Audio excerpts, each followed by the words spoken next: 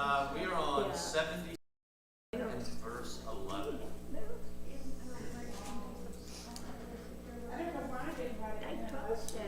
Y'all weren't here last week. Yeah. Y'all weren't in here last week. Oh, really? And it's verse 11? Yeah. Verse 11 is where we'll start. We read through verse 10 last week. I didn't even know they were back. I see one and I haven't really before All right, we'll get started. Psalm 77 and verse 11 is how we'll open up. I will call to mind the deeds of the Lord. I will remember your wonders of old. I will meditate on all your work and muse on your mighty deeds. Your way, O God, is holy. What God is so great as our God? You are the God who works wonders. You have displayed your might among the peoples. With your strong arm you redeemed your people, the descendants of Jacob and Joseph. When the waters saw you, O God, when the waters saw you, they were afraid. The very deep trembled. The clouds poured out water. The skies thundered. Your arrows flashed on every side. The crash of your thunder was in the whirlwind. Your lightnings lit up the world. The earth trembled and shook. Your way was through the sea, your path through the mighty waters, yet your footprints were unseen. You led your people like a flock by the hand of Moses and Aaron. And Lord, we pray that your Spirit will be present with us as we study your word together. It is in your Son's name that we pray. Something that I want to point out real quickly about this psalm that connects to what we talked about last week in Genesis. We talked a little bit about God putting the rainbow in the skies, the promise to never flood the earth again. And we talked about some different ways to think about that rainbow, but one of them is that the word bow, which is simply what the text says. God put his bow in the sky, and we assume that it's talking about what we would call a rainbow, which is probably a correct assumption. But that word bow, other than in the story of the flood, is used to talk about a weapon, like a bow and arrow. So God placing his bow in the sky is also a metaphor for God setting down his weapon. God has the weapon or the power to flood the earth again, and God wielded that weapon because of the evil that was on the face of the earth. And God placing his bow or his weapon in the sky is a promise never to pick it up and use it again. And that kind of language connects here to language used in Psalms such as Psalm 77, when lightning is referred to as God's arrows. So God is presented here as the controller of the weather, in essence. So the storms is something that God controls, that God can send. God can use lightning bolts as arrows, and that imagery connects to the imagery of God setting his bow or his weapon of the weather, if you will, down, and the rainbow being an image of God setting that weapon down and making the promise never to pick it up again. All right, with that being said, we'll pick up now with where we left off in Genesis. We are in Genesis chapter 10. There's not a whole lot left for us to discuss in Genesis 1 through 11, because most of what is left are genealogies. Chapter 10 is all a genealogy. The first half of chapter 11, or really the first third of chapter 11, is the story of the Tower of Babel.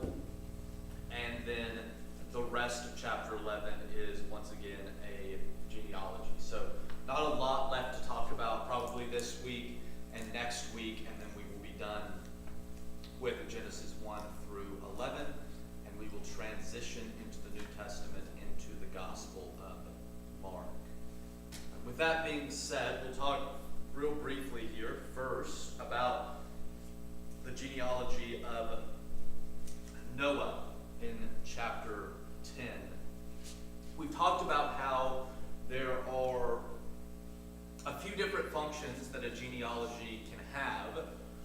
One of the primary one is to get us from one point to another. So we talked about, we get the stories of Adam and Eve and their family, and then we move on to Noah, and we ask questions, well, how do we get from Adam and Eve to Noah? And the genealogy becomes a transition. It transitions us from the story of Adam and Eve to the story of Noah. The genealogies in chapter 10 and chapter 11 also function as transitions. They are transitioning us from the story of Noah and his family that closes out chapter 9 to the story of Abram and his family that opens up chapter 12. The genealogy in chapter 10 in particular, according to Golden Gay, he says that the question underlying chapter 10 is this: how does the story of Noah become the story of humanity? And the story of humanity become the story of Abraham's family. So not only do these genealogies explain to us how do we get from Noah to Abraham, but also how do we get from Noah to the world as we know it. So I've said this before, when you're reading these texts, imagine an Israelite in the ancient world reading these, looking out at the world around them as they know it and what it might mean to them. So an Israelite looks around the world and they see all these people, all these nations, all these languages throughout the world. And at this point in the story, all we have is Noah and his family.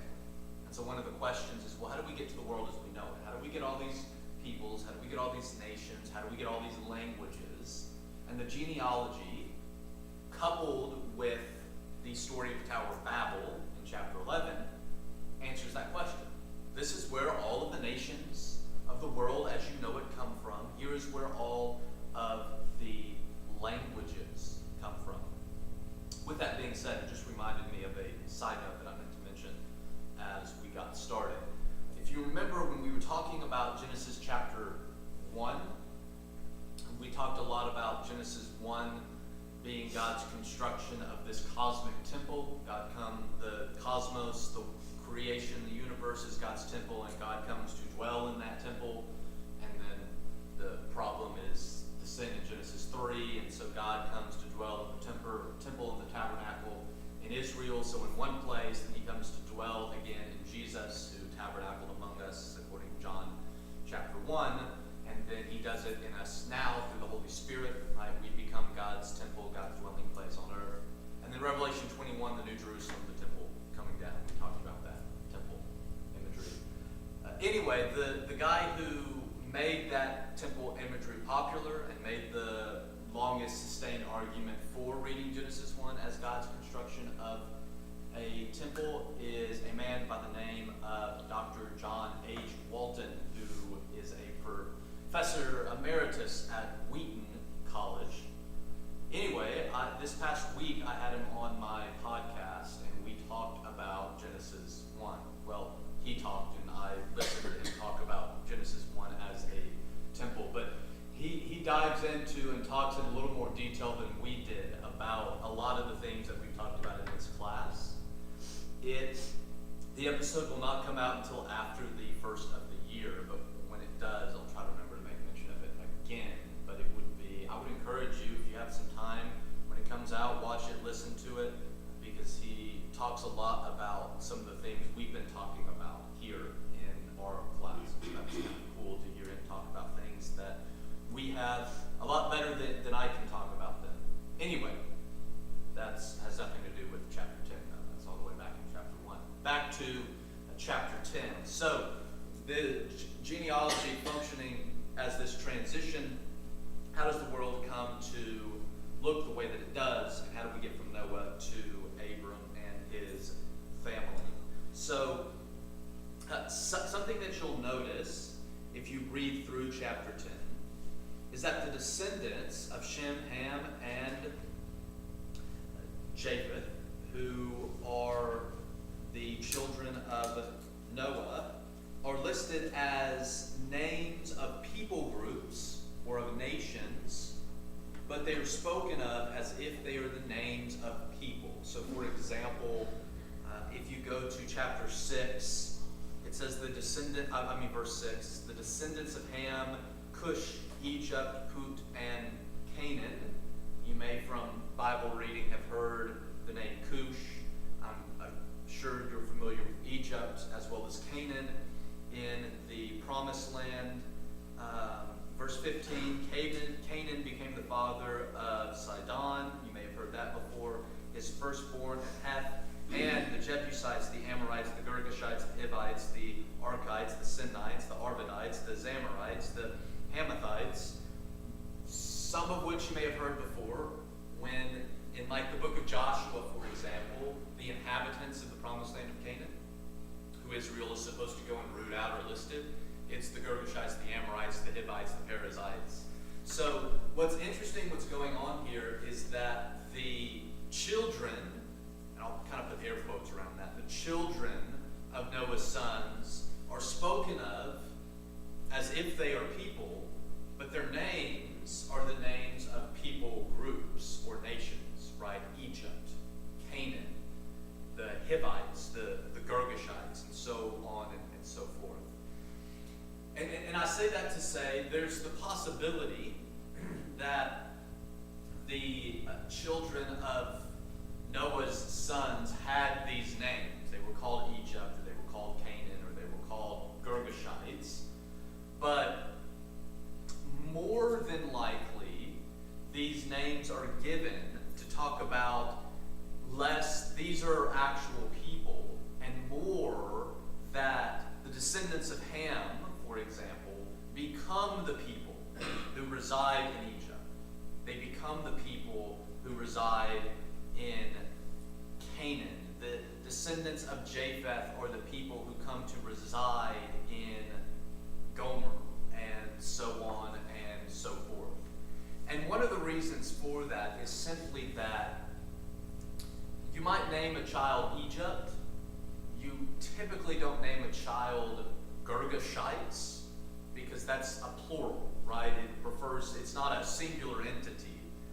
It's like you can name a child, I guess, America, but not American, because American is not a singular, it refers to a group of people. You can name a child Egypt, but not Egyptian, refers to a group of people, and that's kind of the way that we get the names here. So, however we want to think about the names, at the end of the day, the point is to talk about how the descendants of Noah's sons become the people that reside in these different nations.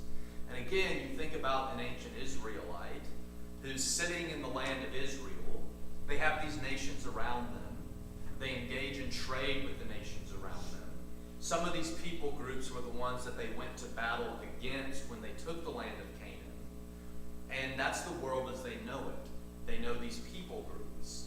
And so this genealogy explains, part of what it does is it explains how all the people groups, all the nations, as Israel knows them, where do they come from? How did they get here?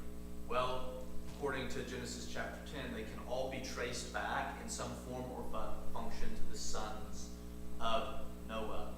The one exception to that, and we're going to talk about this in a minute, is a man by the name of Nimrod. Nimrod is the only one who has an actual name. It's the only one that's named not as a people group, but as a person. We'll talk about Nimrod here in a second. The other interesting thing is the genealogy here includes 72 names. If we remove Nimrod, who's the one real human name from all the other ones that are people groups, and if we remove the Philistines, because they're just a side note. So if you read verse 14, the descendants of Ham, Path-Ruzim, Casluhim, and Caphtorium, from which the Philistines come. So the Philistines is kind of a side note. They're like the descendants of Ham are these three groups of people, and from these three groups of people eventually come a group named the Philistines. So the the Philistines are not actually listed as a descendant or a direct descendant of Ham, but at some point down the line, the Philistines, who were Israel's primary enemy while they lived in the Promised Land, which is why this is important. The Philistines are kind of a side note. So we take away the Philistines as a side note. We take away Nimrod, the one actual name in the genealogy, and we get 70 names. 70 being a number of completeness, but also being metaphorical for all the nations of the world. So you might remember, to me this is fascinating, but in Luke chapter 10, Jesus sends messengers out into the world. And does anybody remember how many messengers Jesus sends out in Luke chapter 10? Times 10. 70. Some versions and some manuscripts say 72. Now here's why. It's because of Genesis chapter 10. So the original was 70. The original text of Luke was 70. Why? Because 70 is not only a number of completeness, but it's metaphorical for all the nations of the world, like what we have here in Genesis chapter 10. According to Genesis chapter 10, all the nations of the world come from Noah and his children. And how many nations are there? There are 70. So when Jesus sends out the 70, it's metaphorical for Jesus sending out people to all the nations of the earth. Now, some ancient scribes who were copying that changed it from 70 to 72 to make it better reflect Genesis chapter 10 that actually has 72 named if you include Nimrod and the Philistines.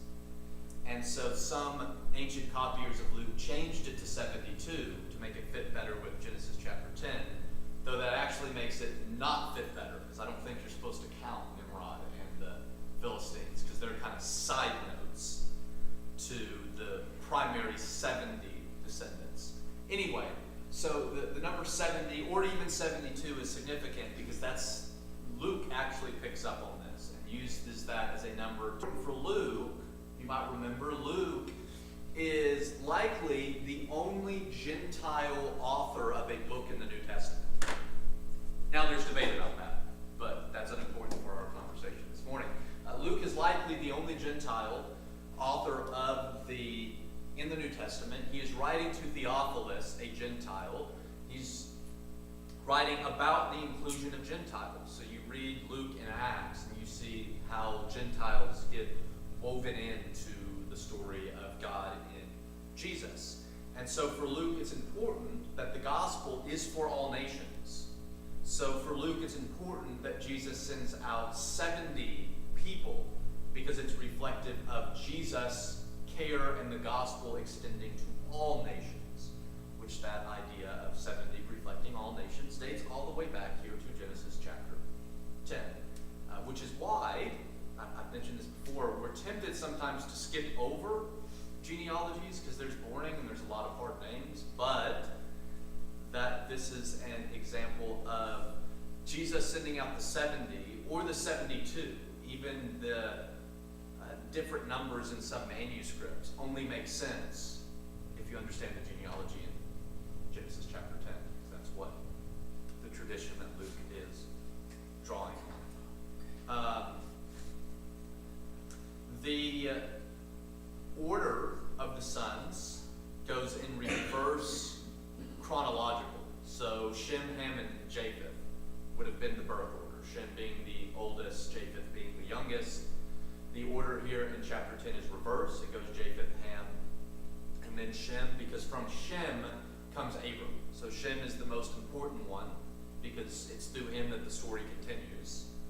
And so that's why he comes last, because he's the most important. But he also comes last because his descendants is what connects chapter 10 to chapter 11, and chapter 11 to chapter 12, where Abraham is introduced for the first time.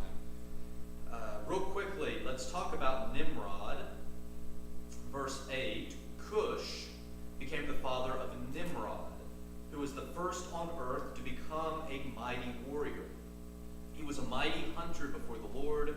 Therefore it is said, like Nimrod, a mighty hunter before the Lord. The beginning of his kingdom was Babel, Erech, Akkad, and all of them in the land of Shinar. And then from him become the Assyrians and the Ninevites, so on and so forth.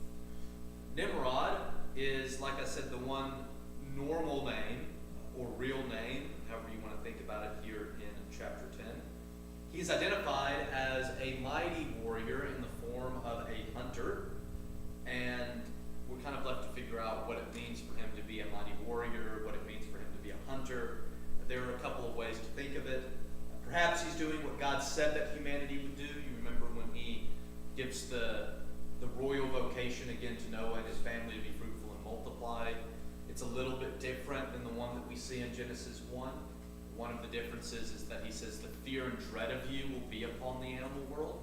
So maybe that's what Nimrod is doing. He's kind of living out. Remember, God also says to Noah that he's given the animals for food, as long as they don't eat them with their blood.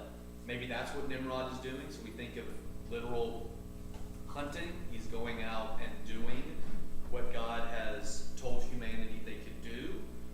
A hunter in the ancient world, though, wouldn't only go out and hunt animals for food, but they would also protect the town from animals that might be a danger.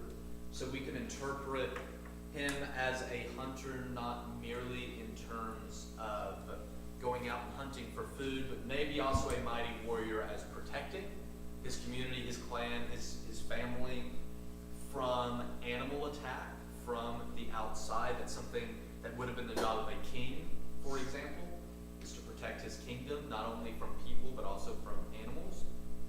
He's said to be this mighty hunter before the Lord. That term before the Lord in Genesis and the Old Testament typically refers to prayer and worship. It's the imagery of someone coming before the pagan idol of their god. So you think of a pagan whose god is localized. Right? It's in this one statue or idol in this one location. So you want to worship or pray to this god, you come before the god, literally before the statue or before the idol to do your worship or to say your prayers. Israel uses that language to talk about their prayer and worship of Yahweh, though that's different because one of the big differences is Yahweh isn't localized. You don't have to go to the local temple to come before the Lord.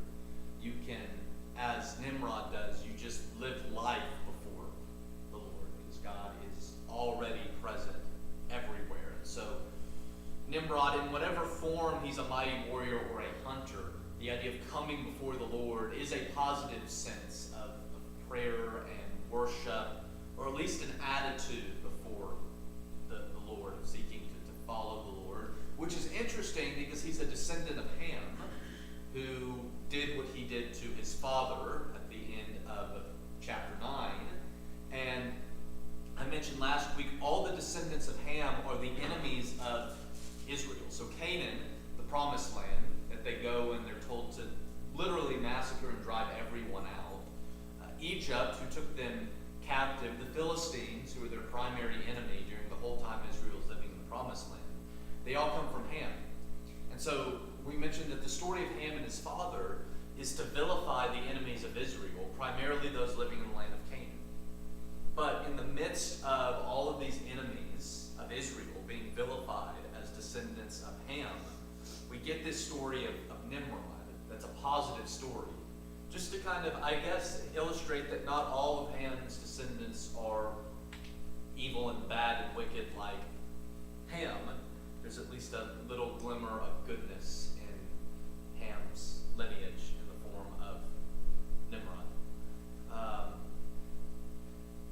All right, questions? Comments?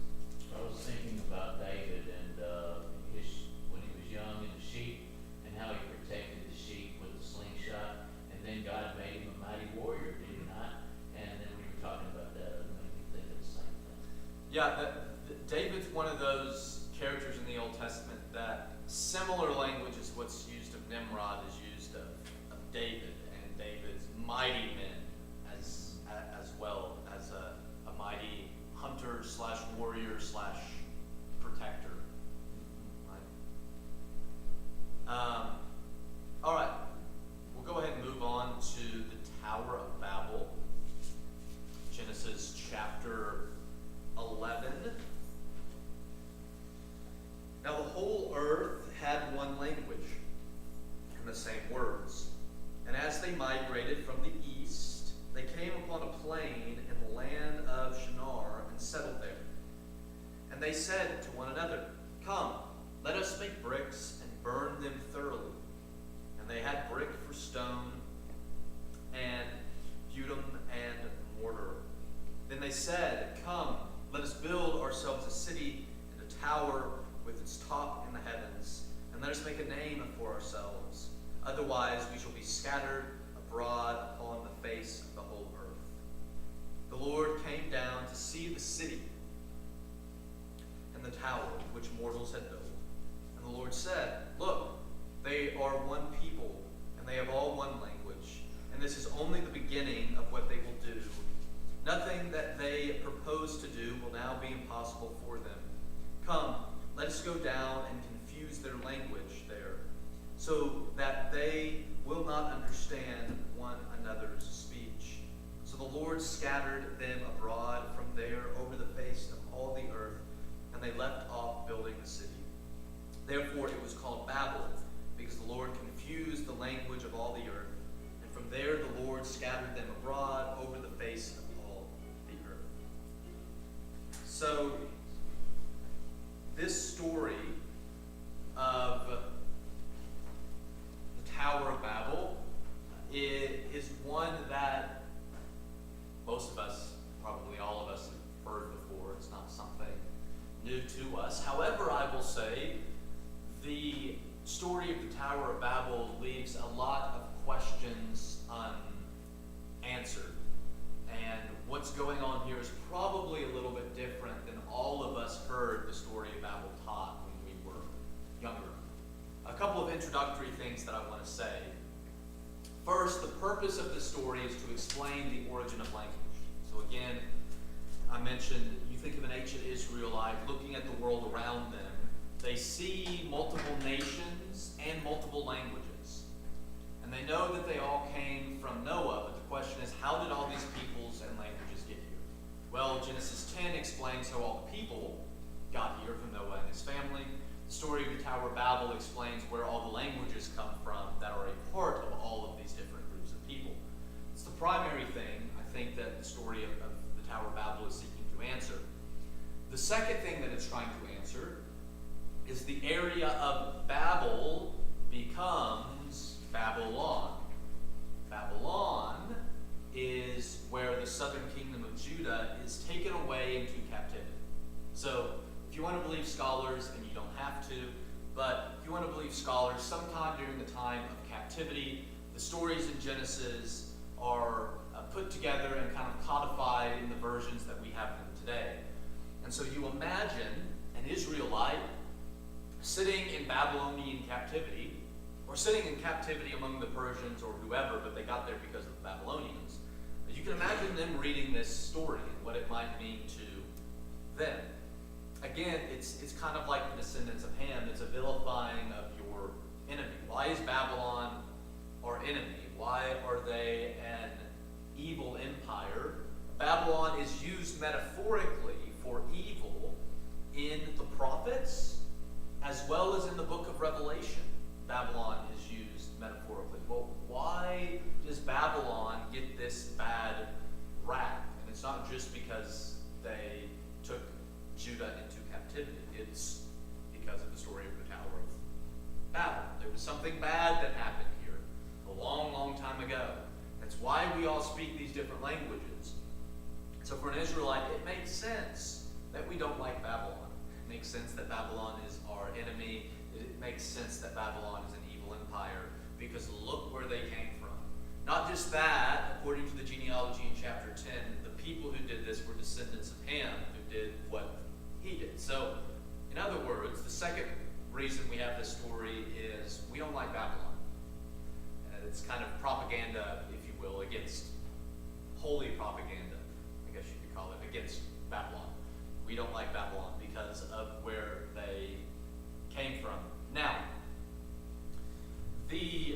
what actually takes place in this story and what is evil in this story is a bit confusing.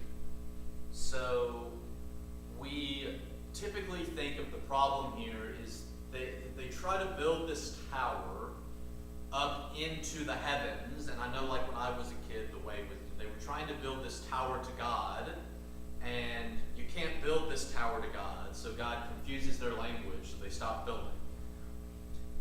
That is said nowhere in this actual story, and what goes on here is much more vague about what the problem is. And so I'm going to spend a few minutes and kind of dive into the problem.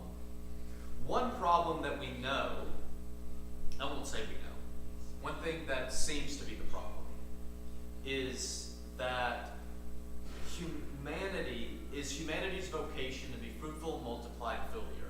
So you remember Adam and Eve were told, be fruitful, multiply, fill the earth. Noah and his family, be fruitful, multiply, fill the earth. Well, that's not what these descendants of Noah are doing. They've begun to spread out, so they've begun to be fruitful and multiply and fill the earth, but they have now stopped at this location, and they have begun to build a city. And so they're no longer filling the earth because they've stopped here. And that's a bit problematic because they're not following God's incentive to go and be fruitful and multiply. But what kind of makes this story a little difficult to understand is it's very natural and understandable for them to do so. So you just imagine you and your family are traversing the earth, and you come across a place that's perfect to set up camp.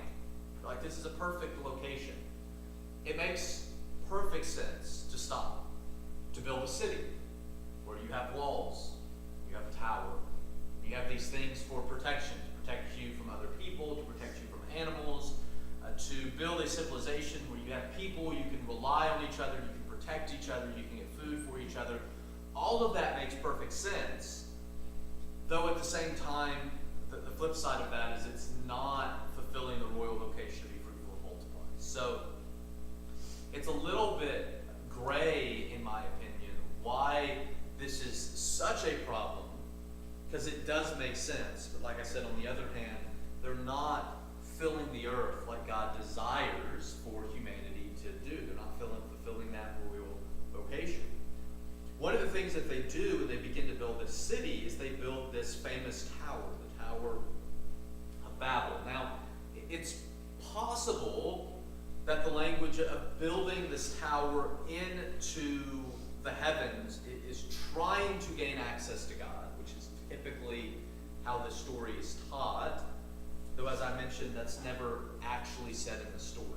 It's never said that they're trying to build this tower to reach into the heavens. But if that's the case, there's a bit of irony here, because you'll notice that when they start building, it's said that God comes down to see what they're doing. So if they were trying to build a tower to reach God, they're very unsuccessful, because God has to travel a long way just to see what they're up to. In other words, they're not even close to God if that's what they're trying to do.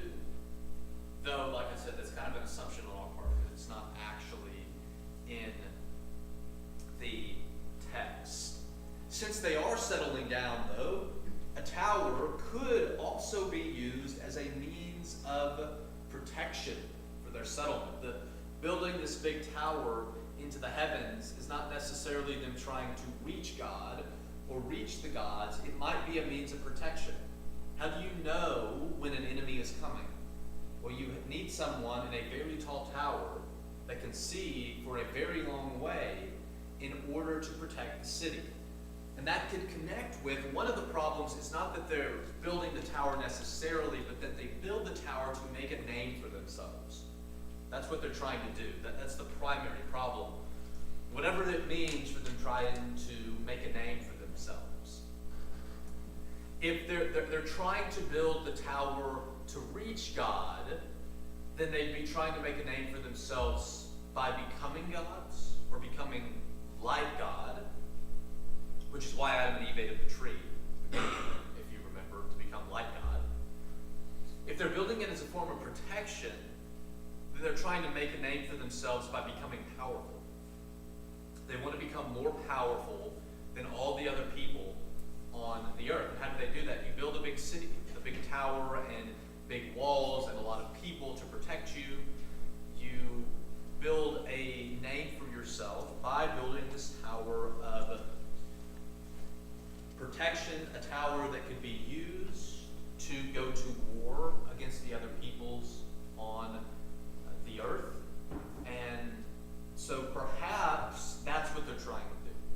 Not necessarily trying to get up to the heavens where God is, but maybe make a name for themselves by being more powerful or conquering all the other people that live on the earth. Now, I mentioned that God is presented as coming down to see what they're doing, which is very interesting language, as if God didn't already know what they're doing. The imagery here, I like this image that I came across. It's kind of like a parent who's like letting the kids play upstairs, and then it gets too loud or too quiet, and they're like, well, something's happened. That's not, what I'm hearing is not right. Something's happened. And so the parent goes up to investigate. That's kind of the image we get of God. God's up in heaven doing his thing, and they're building their tower for whatever reason. And something's happened. It's become too quiet. And God's like, I need to go see what these people are up to. And he finds them building this tower. It's almost more like this. You think if God told everyone to be fruitful and multiply and fill the earth, and you could almost imagine God in heaven doing his thing. And he's kind of like got a counter of how spread out the people are getting. And a day goes by, 2 days go by, a week goes by, and he's looking at that and it hasn't changed. He's like, well, what are these people doing? They're supposed to be being fruitful and multiplying, but it appears that things have become stagnant. I need to go figure out what they're up to. And so he comes down and he finds them building this tower. And God's problem is not that they built the tower, but what building the tower indicates to God, what those actions might lead to. So you will notice that God, when he comes down, he says in verse 6, and the Lord said, look, they are one people, and they have all one language. And this is only the beginning of what they will do.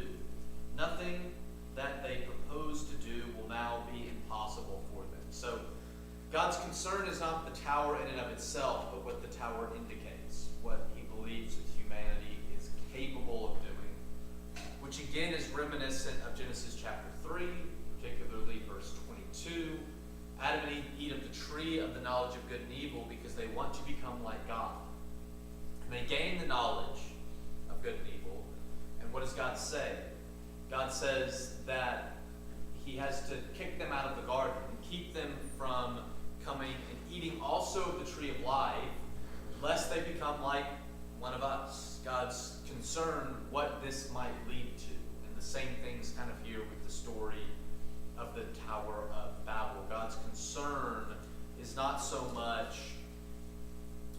the tower, but what humanity may be capable of because they have the same language and are able to communicate in the way that they are. Maybe his worry is that humanity will become like God. Maybe it's simply that humanity will fail to live out the royal vocation to be fruitful and multiply and fill the earth. So when God confuses their languages, they're scattered. So it's kind of a force to be fruitful and multiply and fill the earth. So whereas in chapter 10, the genealogy of Noah and his sons, it's kind of natural. Humanity naturally becomes fruitful and multiply and fills the earth. With the Tower of Babel, we see God take part in that. So it's not just a natural thing, but God has to do a little bit of pushing of humanity, confusing of humanity's language, so that they will get on with what they're supposed to be doing, and to be fruitful and multiply and fill the earth. According to Golden Gate, he says this, he says that Yahweh doesn't want them to be able to work together because it's likely to issue in devising means of security that do not depend on him. So perhaps another way to think about the problem here is that reliance on God, that humanity is going to do their own thing, they're going to rely on themselves, they're not going to fulfill their royal vocation. However we want to think about it, maybe the problem is less trying to become like God in the sense of reaching the heavens, but becoming like God in the sense of doing our own thing, making ourselves our own God, our own means of life and security.